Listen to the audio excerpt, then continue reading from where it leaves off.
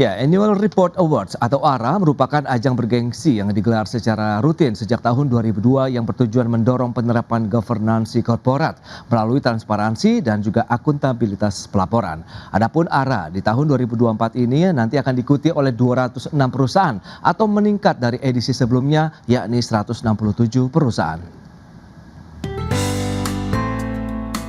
Annual Report Award atau ARA merupakan ajang penghargaan yang menilai kualitas keterbukaan informasi dalam laporan keuangan dan laporan keberlanjutan perusahaan di Indonesia. Ajang bergengsi ini bertujuan mendorong penerapan governance korporat melalui transparansi dan akuntabilitas pelaporan. Adapun tema ARA 2024 yakni Leading with Integrity, Transparency and Accountability, The Path to a Sustainable Future. Tema ini dipilih untuk melihat sejauh mana upaya perusahaan dalam menjaga integritas serta transparansi yang berstandar tinggi. Tema ini juga mengukur sejauh mana perusahaan menerapkan akuntabilitas secara berkesinambungan yang seluruhnya akan tercermin dalam laporan keuangan dan laporan berkelanjutan. ARA 2024 diikuti oleh 206 perusahaan atau meningkat dari edisi sebelumnya yakni 167 perusahaan. Peningkatan tersebut sejalan dengan kenaikan jumlah peserta dari BUMD dari sebelumnya 13 perusahaan pada ARA 2023 menjadi 27 perusahaan dalam ARA 2024. Berbagai sumber IDX Channel. Ya, pemirsa, untuk membahas tema kita kali ini, Annual Report Award 2024, kita sudah hadir bersama saya di studio IDX Channel, Bapak Jeffrey S. Siregar, Direktur Eksekutif Komite Nasional Kebijakan Governansi KNKG. Langsung saja kita sapa ini. Halo Pak Jeffrey, apa kabar Pak? Baik, alhamdulillah. Terima kasih banyak atas waktu yang disempatkan. Menarik kalau kita cermati, ini event tahunan ya. Kalau kita lihat ARA begitu, dan ini menjadi salah satu event juga yang tunggu-tunggu oleh perusahaan-perusahaan begitu. Apakah bisa masuk ya dalam kriteria dalam Annual Report Award di tahun 2024 kalau kita lihat untuk edisi kali ini. Nah, sebelumnya bisa menjelaskan terlebih dahulu Pak, apa sih yang dimaksud dengan Annual Report Award sendiri? Baik, terima kasih. Jadi kalau kita melihat tadi sudah ditayangkan ya bahwa sudah cukup lama, 2002 ya, secara konsisten ini dilakukan, mulai bahkan dulu diinisiasi oleh Bapak PAMLK ya, sekarang sudah menjadi OJK. Ini adalah suatu ajang bergengsi di mana perusahaan saling berkompetisi, ya, melakukan unjuk kebolehan dan juga unjuk apa yang dilakukan oleh mereka dalam menyusun laporan tahunan dan juga laporan keberlanjutan. Meskipun namanya ARA, kita tidak hanya fokus kepada laporan tahunan, tapi juga fokus kepada laporan keberlanjutan. Nah, ini yang kemudian kita lakukan secara rutin untuk memperlihatkan juga memberikan kesempatan bagi perusahaan untuk unjuk gigi, ya, untuk menyampaikan bahwa kita sudah mendisclose, kita sudah melakukan hal-hal yang mengungkapkan yang terbaik di sisi perusahaan kita. Wow, itu berarti memang perusahaan-perusahaan terbaik juga ya, sudah memiliki beberapa persyaratan lah bisa disampaikan begitu. Nah, institusi apa saja nih yang menjadi penyelenggara dari ARA nih Pak? Nah, tadi ada kata-kata bergengsi, artinya 7 organisasi atau 7 institusi ini memang benar-benar luar biasa ya. Ada dari regulator, ada Otoritas Jasa Keuangan, kemudian ada Kementerian BUMN yang sekarang berubah nama jadi Badan Pengaturan BUMN. Lalu kemudian ada Menko Perekonomian sebagai pihak atau kementerian yang melahirkan KNKG. Kemudian ada Direktorat Jenderal Pajak, jadi kita bisa ngintip seperti apa kepatuhan dari perusahaan-perusahaan dalam perpajakan. Bursa Efek Indonesia tentu saja yang secara konsisten mendukung acara ini, KNKG sendiri, dan Ikatan Akuntan Indonesia. Wow, itu dia ya, berarti memang institusinya juga bergengsi begitu ya pemirsa ya.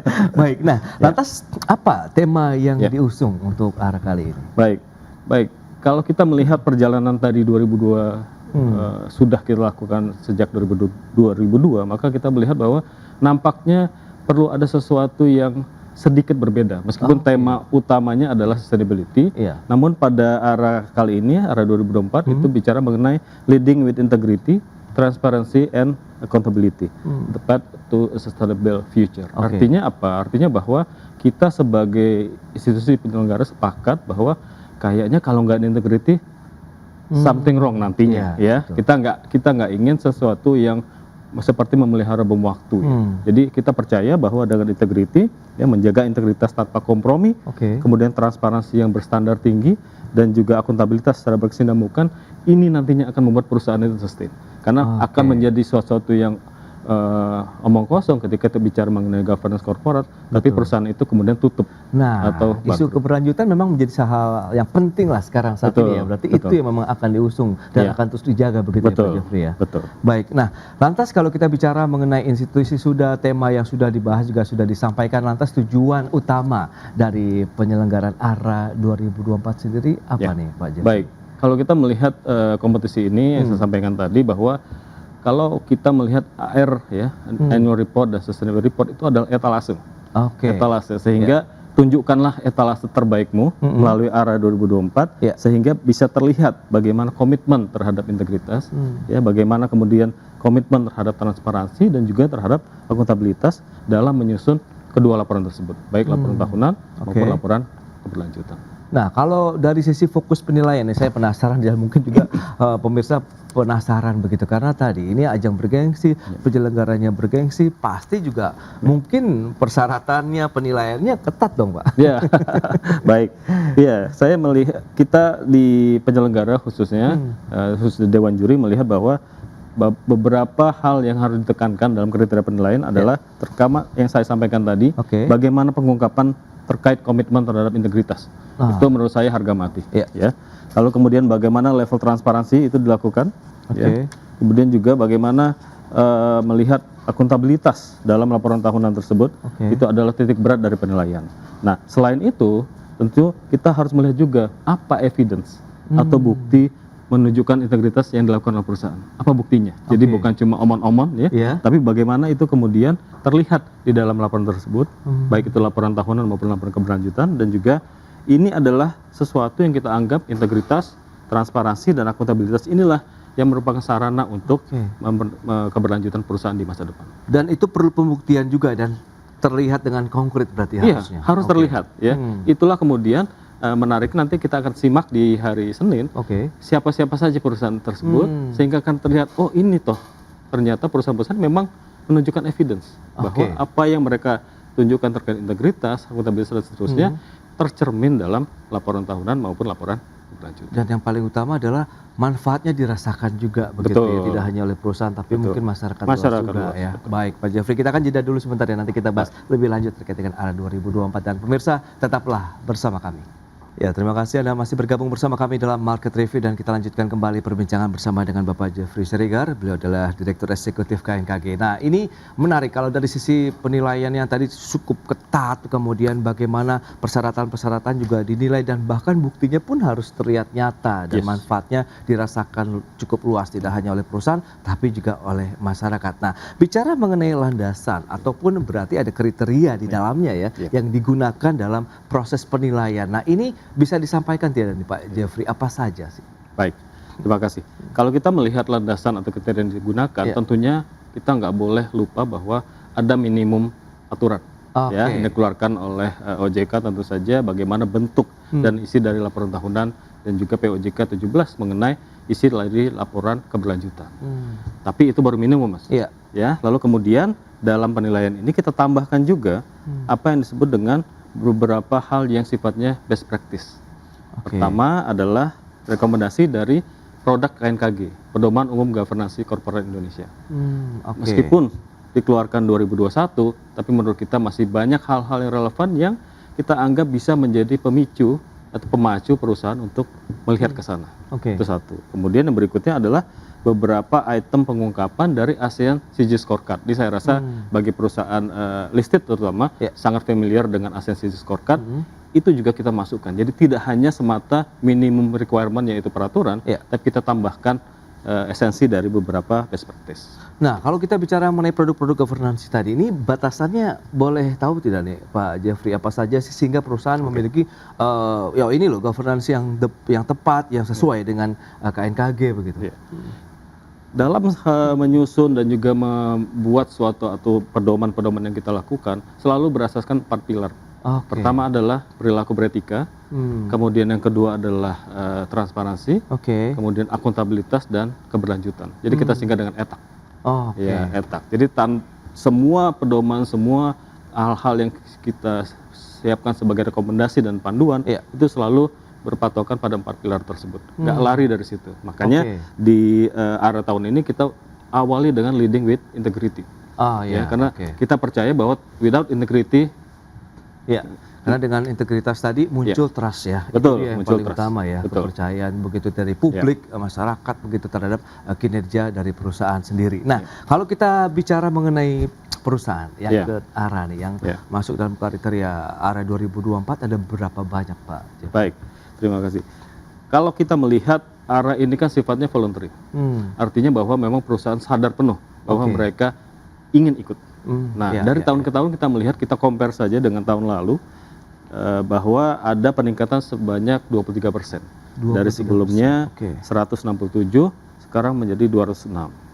Itu satu. Lalu Oke. kemudian tadi di teaser juga bisa disampaikan bagaimana peningkatan peserta dari BUMD. Iya. Nah, ini tidak terlepas dari upaya kita untuk bekerja sama dengan Kementerian Dalam Negeri. Oke. Ya, sosialisasi, salah satu sosialisasi itu kita lakukan di Kemendagri untuk memberikan awareness dan juga memberikan kesempatan bagi BUMD untuk berpartisipasi juga dalam ARA, tidak hanya terbatas di perusahaan listed maupun go public.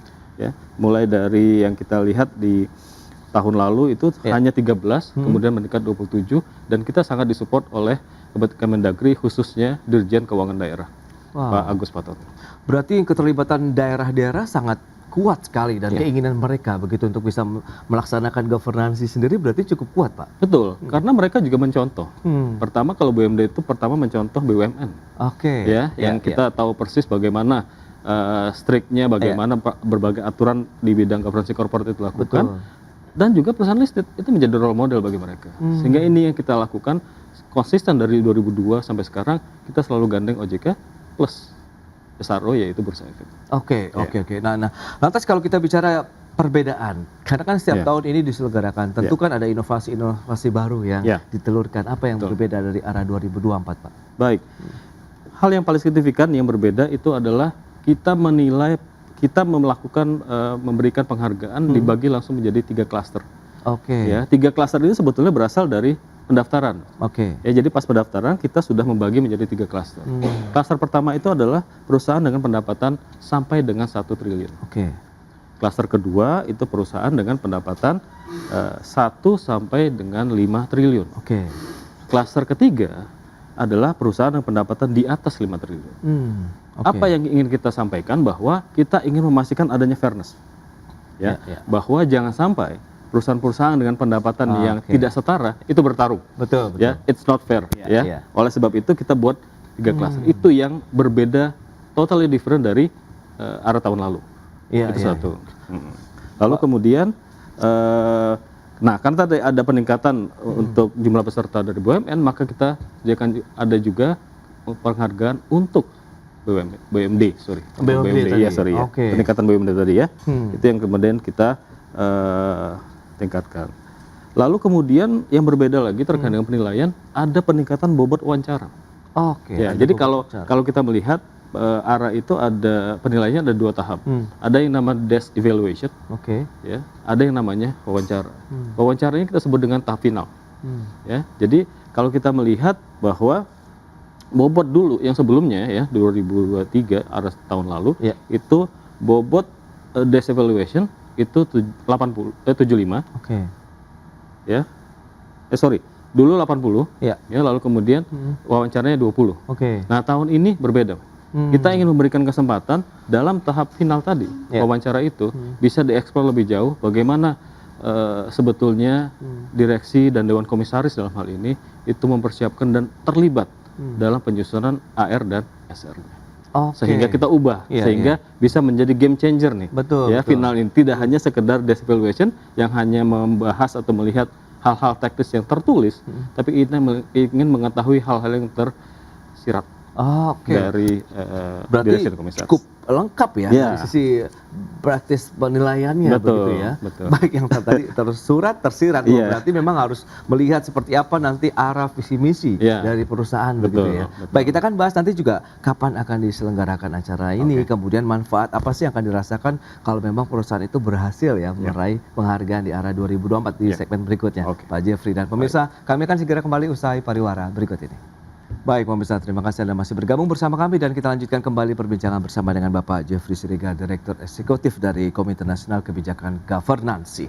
Nah, kalau memang tadi sudah disampaikan dari apa yang berbeda penghargaan ARA 2024 dengan tahun sebelumnya. Nah, lantas kalau kita bicara mengenai eventnya sendiri, kapan akan diselenggarakan dan di mana begitu kira-kira Pak? Baik, terima kasih. Jadi memang acara penganugerahan ARA 2024 ini ada yang ditunggu-tunggu pastinya bagi peserta. Namanya juga kompetisi ya. Ya, pada saat acara penganugerahan ini akan diumumkan siapa juaranya. Tadi sudah sampaikan klaster dan seterusnya. Tentunya yang sangat ditunggu juga adalah juara umum. Baik. Nah, itu yang kemudian akan dilakukan di tanggal 8 Desember di Main Hall Bursa Efek. Ya. Dengan keterbatasan tempat tentunya bagi perusahaan-perusahaan yang belum mengikuti atau belum menjadi finalis, tentunya diharapkan bisa juga berpartisipasi melalui YouTube. Di channel YouTube Bursa itu bisa disaksikan secara live. Oh, berarti live streaming begitu ya? Live streaming, betul. Oke. Nah, itu akan diselenggarakan 8 Desember 2025. Betul. Begitu. Nah, kalau kita lihat manfaat positif. Nah, ini juga penasaran seberapa besar sih manfaat yang bisa diraih, didapatkan begitu bagi perusahaan yang akhirnya bisa meraih juara begitu dalam ARA ini. Baik, terima kasih. Kalau kita melihat manfaat, kita tidak hanya kepada juara. Kita melihat bahwa dalam melakukan penilaian nantinya setelah hari Senin, tanggal 8, perusahaan bisa mendapatkan feedback. Nah feedback ini adalah hal-hal yang dalam proses penilaian itu masih dinilai kurang. Ya, artinya ada room for improvement, area of improvement yang harus di-highlight oleh perusahaan untuk di-improve di kedepannya jika ingin berpartisipasi dalam ARA tahun depan. Itu ya feedback itu yang ditunggu tentunya. Oh, jadi akan terus berkesinambungan begitu ya? Betul. Pak Jeffrey ya. Jadi kalaupun tahun ini mungkin belum berhasil karena belum memenuhi secara full ke penilaian begitu. Itu akan ada proses tadi feedback kemudian pendampingan atau bagaimana Pak? Kalau pendampingan karena keterbatasan dari sumber daya dan lainnya itu depend on perusahaannya. Tapi secara khusus kepanitiaan atau penyelenggara ARA tidak menyediakan hal tersebut. Feedback ini kita berikan untuk menyatakan bahwa kita sudah fair melakukan penilaian dan ini room for improvement, weakness dan seterusnya di perusahaan Anda. Silakan diimprove kalau kemudian ingin meningkatkan kualitas dari pengungkapan dan juga governance korporat. Wow, tapi sejauh ini Pak dari tahun ke tahun feedback ini tentu akan sangat bermanfaat juga dong bagi perusahaan untuk bisa meningkatkan lagi nih value-nya sendiri. Nah ini apakah terus banyak juga yang mendapatkan ataupun memanfaatkan feedback tadi? Oh iya, jadi kalau feedback itu mereka tidak hanya melakukan self reflection ya atau improve self diri, tapi juga ada semacam proud bagi mereka ketika feedback sedikit. Dalam hal berinteraksi misalnya kalau kita melihat perusahaan-perusahaan di Indonesia itu kan banyak sekali dalam bentuk grup ya. Ya. Holding, anak perusahaan, cucu dan seterusnya. Nah, mereka akan saling show off gitu ya. Memperlihatkan bahwa kita semakin lama improve loh nih, kelihatan nih. Dari sisi feedbacknya makin sedikit, ya, yang awalnya mungkin banyak, menurun dan seterusnya. Nah ini jadi bagian bagi mereka untuk juga memperlihatkan, ya, kalau mereka bagian dari grup, dia akan memberikan hal tersebut, menyampaikan hal tersebut ke holdingnya, selaku pemegang saham mayoritas. Misalnya. Nah itu yang kemudian digunakan. Oh itu dia, berarti ya memang proses ini akan terus berjalan ya meskipun ARA sudah selesai nantinya, tapi proses perbaikan untuk meningkatkan governansi akan terus berlanjut begitu ya sampai benar-benar mencapai titik yang ya bisa dikatakan ideal, sempurna. Nah harapan terkait dengan penyelenggaraan ARA sendiri akan seperti apa nih sehingga mungkinkah nanti akan ada lagi inovasi baru, mungkin juga berharap akan banyak lagi perusahaan-perusahaan yang ikut misalnya. Baik. Kalau kita melihat perjalanan dari 2002 dan yang sudah kita sampaikan tadi, bahwa sebetulnya kita tidak hanya fokus kepada kuantitas, artinya kita ingin lebih spreading ya, lebih menyebar. Makanya kemudian kita tahun ini bekerja sama erat dengan Kementerian Dalam Negeri, karena kita tahu bahwa Terkadang kalau bicara governance corporate itu hanya sekitar Jakarta dan sekitarnya. Betul. Ya, Iya. kalau kita mulai geser ke pulau lain saja, apa itu Betul. GCG? Apa itu governance corporate? Nah, itu yang kemudian kita ingin bahwa teman-teman yang ada di BUMD dan seterusnya di daerah itu juga semakin meningkatkan kualitas dari pengungkapan, kualitas dari AR-nya, annual report-nya, dan juga sustainability report. Oke, dan kesadaran itu dari tahun ke tahun terus meningkat Pak, dari perusahaan-perusahaan begitu, terutama yang mereka akan ikut serta misalnya dalam ARA. Betul, jadi mereka melihat tadi BUMD mencontoh BUMN, yang non-go public mencontoh go public. Nah, itu kemudian kita harapkan menjadi efek apa istilahnya ketok tular gitu ya. Jadi saling mulut ke mulut dan seterusnya memberitahukan bahwa kita dengan mengikuti ARA dan menjadi pemenang ya itu yang diharapkan oleh seluruh peserta, kita bisa menjadikan ini semacam marketing tools ya, menjadi semacam pembeda. Ya, kita juara Anda enggak. Mohon maaf, misalnya seperti itu ya. Jadi hal-hal seperti itulah yang kemudian kita harapkan itu tumbuh dan kemudian tadi efek getok tular itu. Jadi bukan berarti kalau kemudian kita ambil sampel, wah cuma 206 dan seterusnya, tapi kita ingin lebih move forward, lebih melakukan spreading lebih luas. Karena kita tahu Indonesia itu sangat luas, tidak hanya DKI Jakarta dan sekitarnya. Wow, itu dia harapannya berarti ke depan perusahaan-perusahaan yang ikut berarti ya dari Sabang sampai Merauke kalau bisa begitu ya Pak Jeffrey ya. Sehingga ini akan membuat kesadaran governance semakin tinggi, kemudian semakin berkualitas juga dari perusahaan-perusahaan yang ada di Indonesia, baik yang swasta, BUMN maupun yang juga BUMD tadi begitu ya. Baik Pak Jeffrey, terima kasih banyak atas informasi, update dan juga insight yang sudah diberikan kepada pemirsa ya terkait dengan ARA 2024.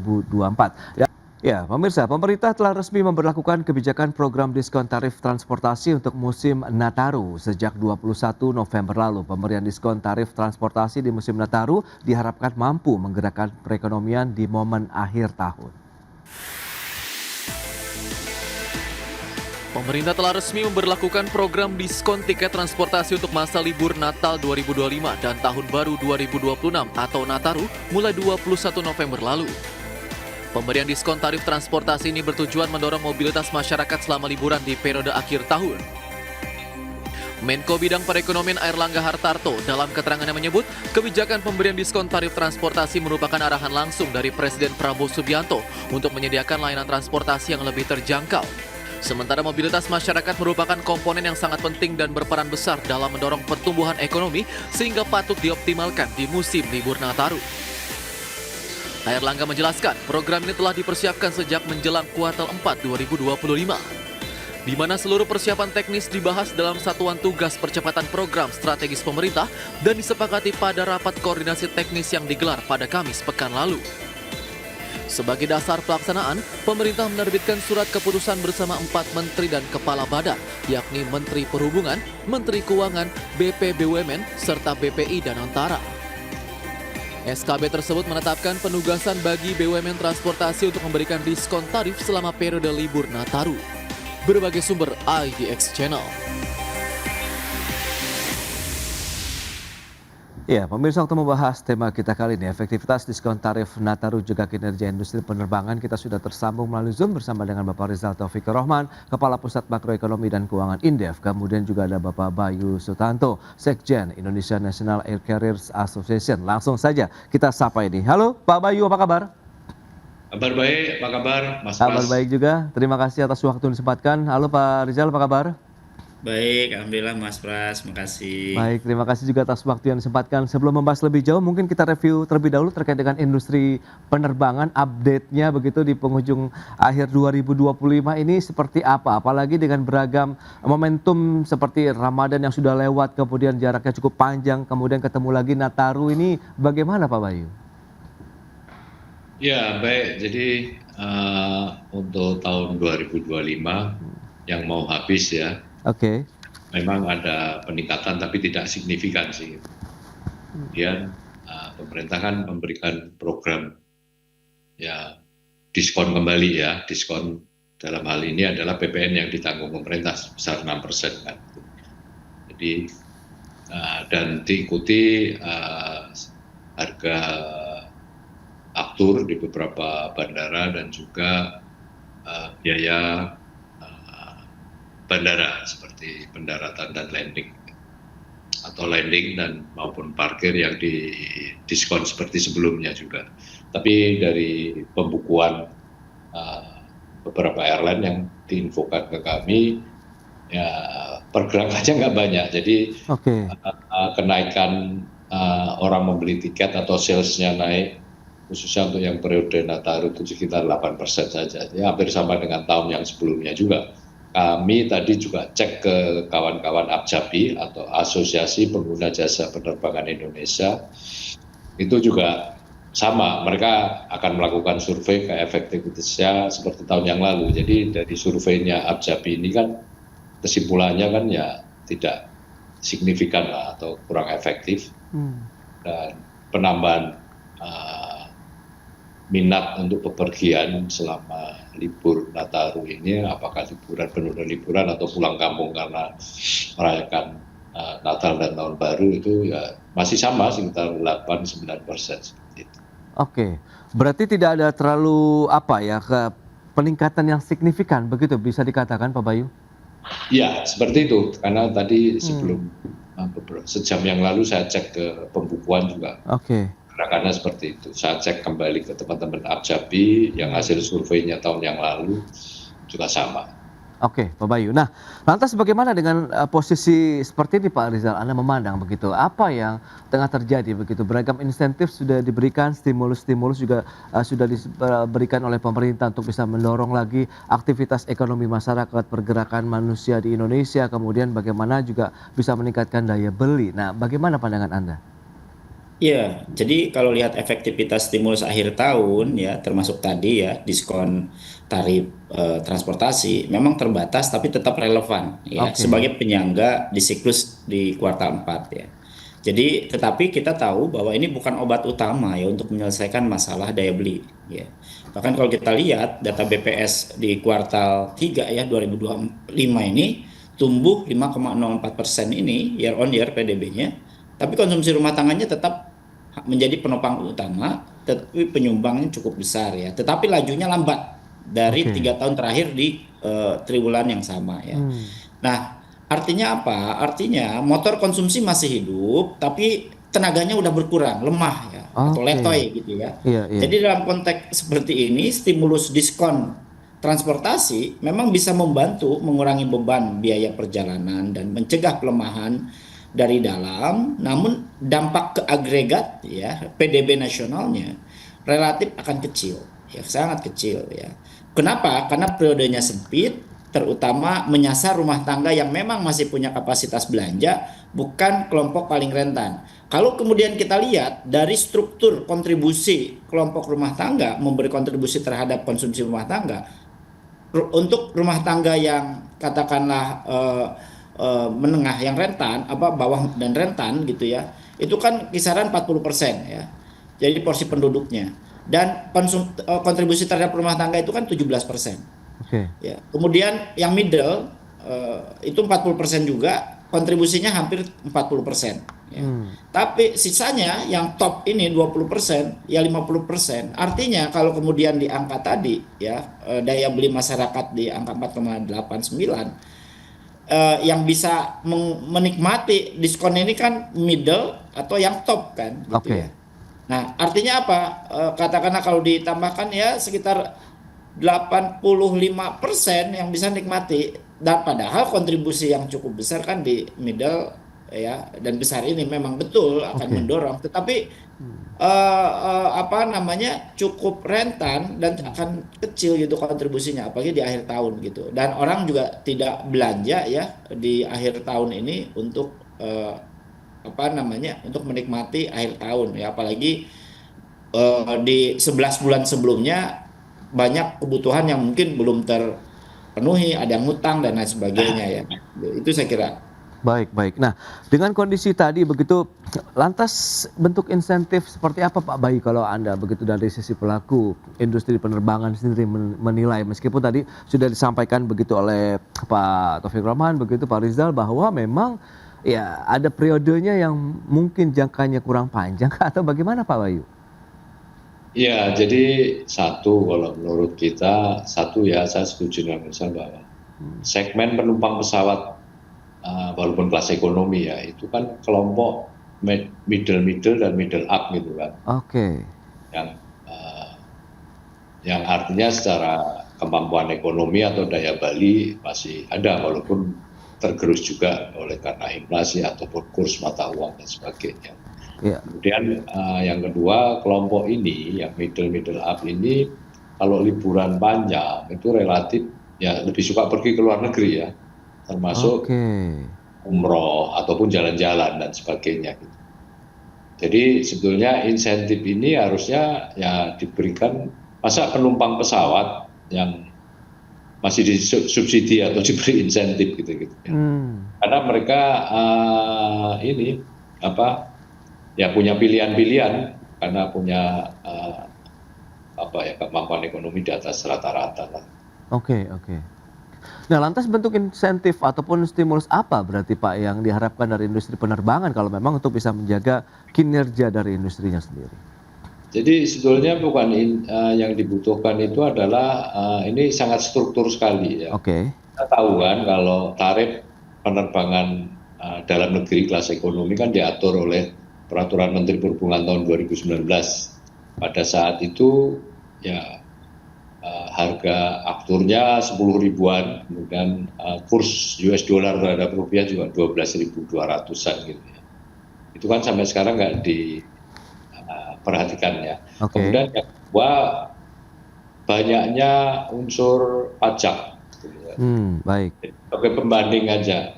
Ya, kalau terbang ke luar negeri, airline Indonesia pun itu kalau beli fuel atau aktur tidak dikenakan PPN. Demikian juga penumpangnya beli tiket penerbangan luar negeri juga tidak dikenakan PPN gitu ya, 11% tadi. Jadi yang lebih kita harapkan sebetulnya struktur biaya ekonomi tinggi selama ini ya, selain PPN dan juga harga aktur, juga masalah suku cadangnya gitu. Karena suku cadang di Indonesia ini masih ada pungutan yang berupa bea masuk, pajak dan lain-lain.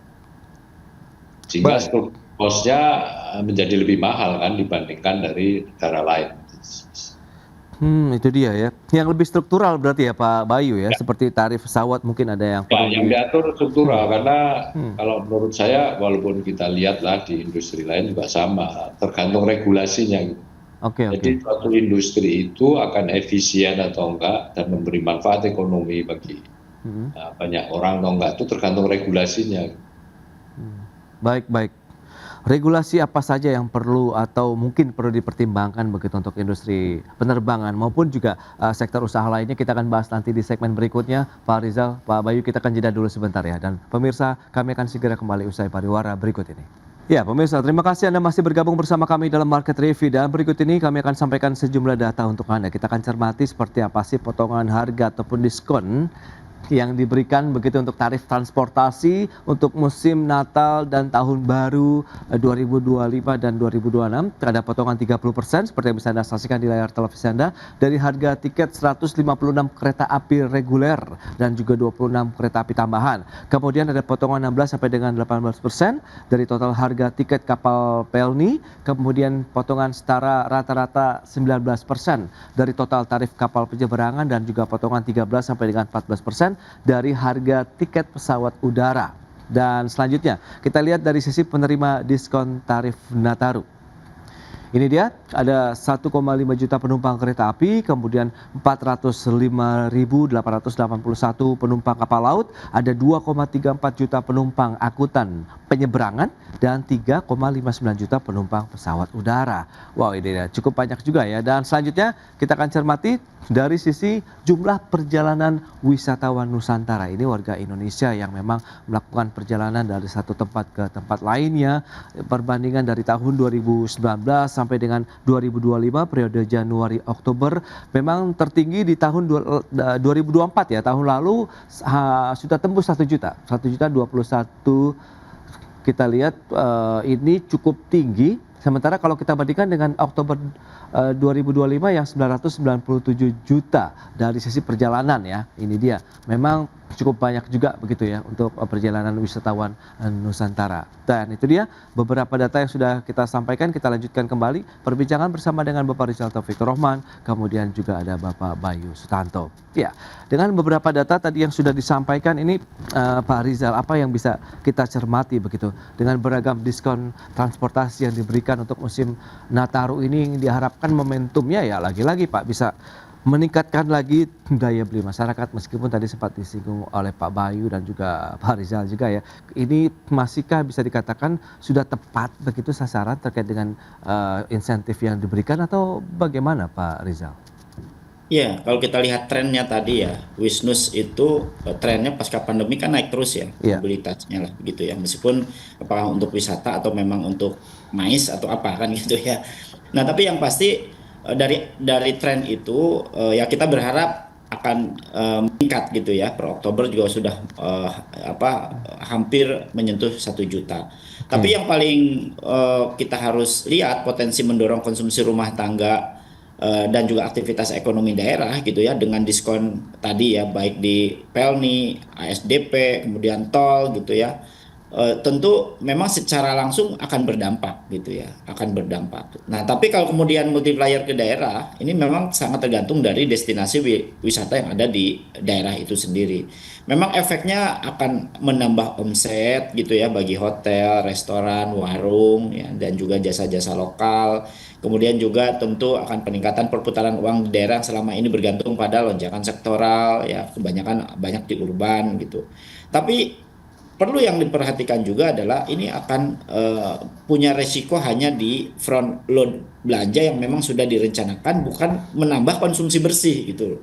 Nah, ini yang saya kira catatannya. Jadi efeknya itu terkonsentrasi di kota tertentu, hub destinasi wisata tertentu, sehingga tidak merata antar daerah.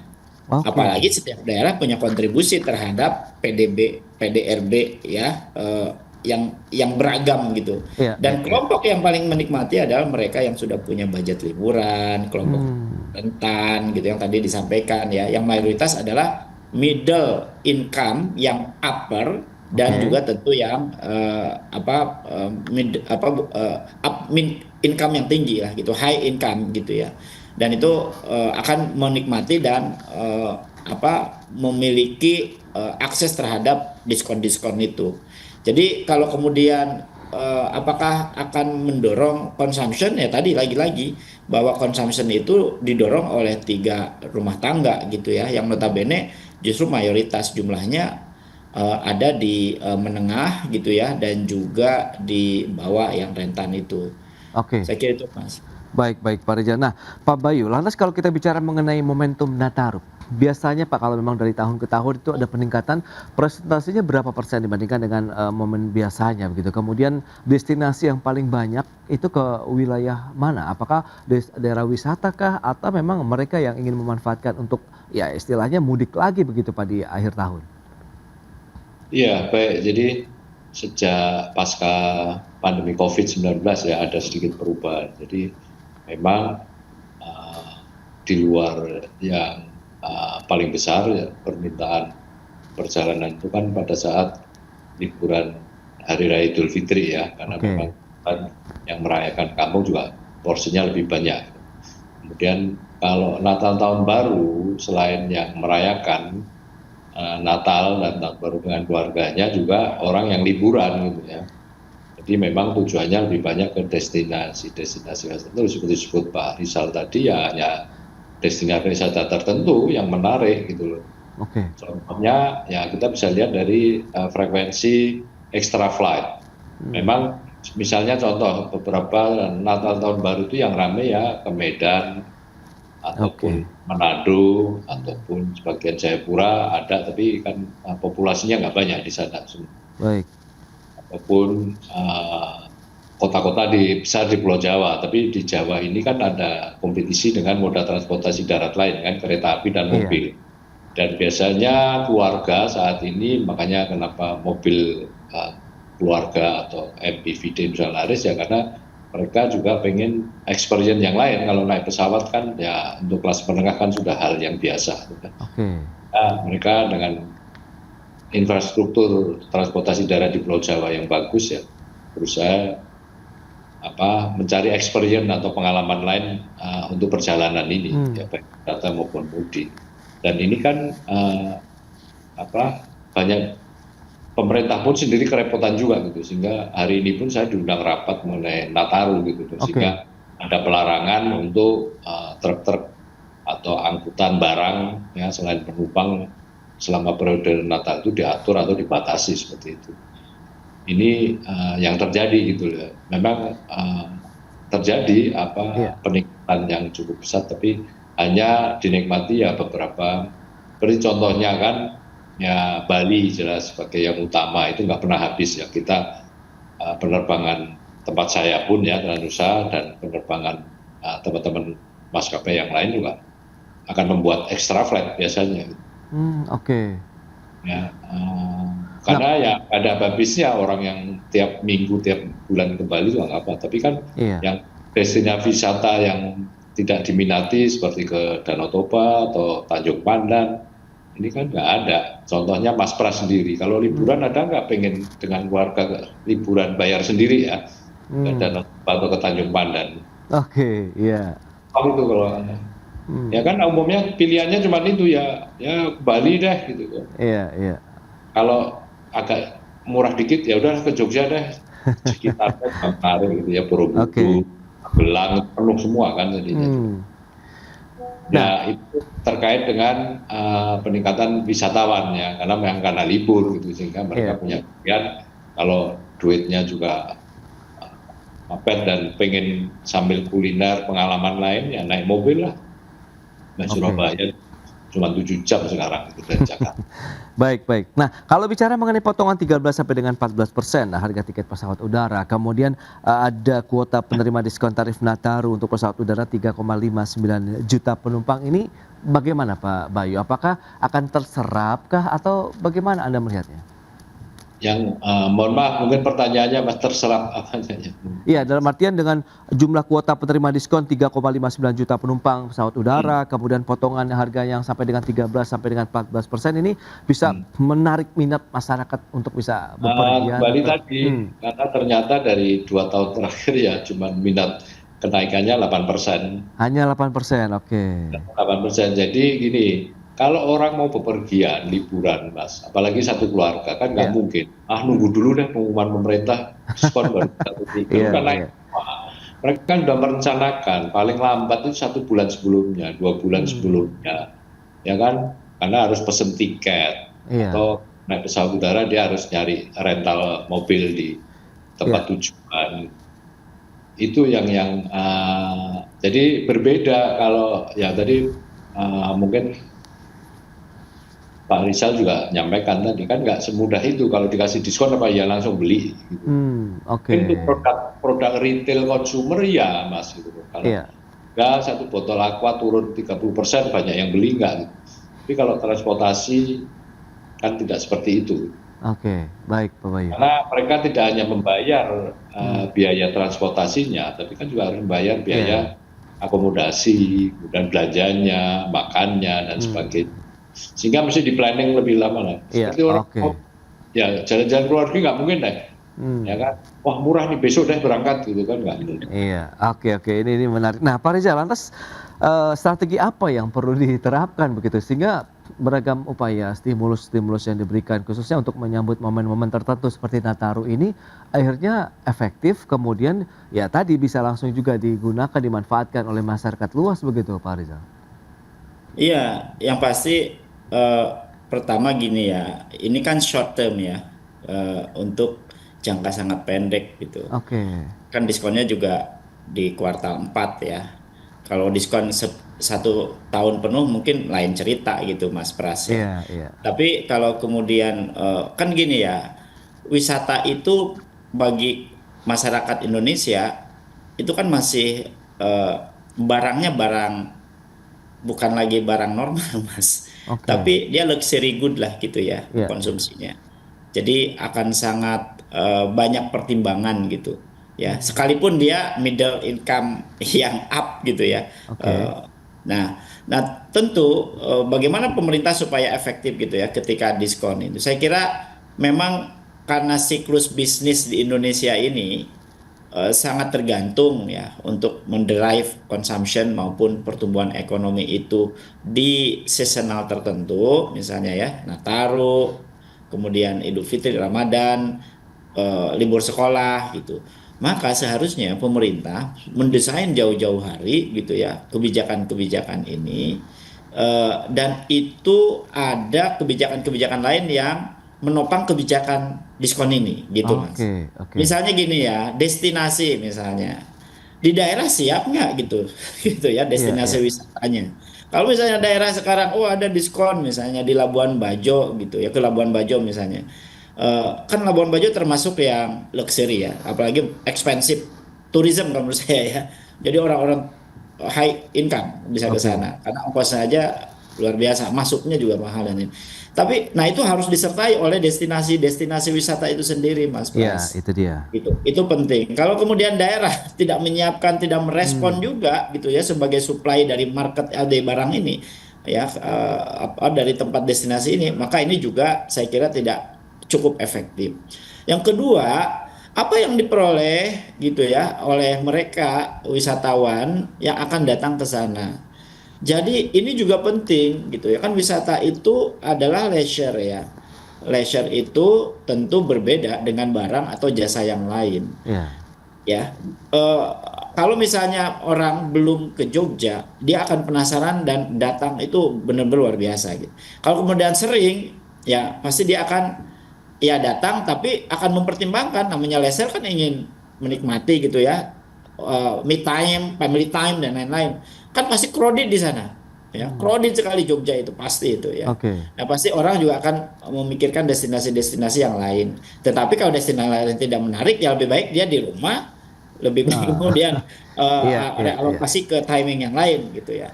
Ya kayak Mas Pras atau kita lah gitu ya, kalau crowded nih paling di sana, kalau kita ingin leisure, ingin ini gitu, tiba-tiba cari kalau yang lain aja deh gitu, atau iya ya ke depan unpredictable nih gitu ya, lebih baik disimpan aja deh gitu. Dan ini juga menjadi pertimbangan-pertimbangan. Maka kebijakan ini akan efektif manakala ditopang oleh kebijakan-kebijakan lain yang memberikan ekspektasi positif gitu ya, dan juga apa yang diperoleh oleh mereka yang menikmati diskon ini.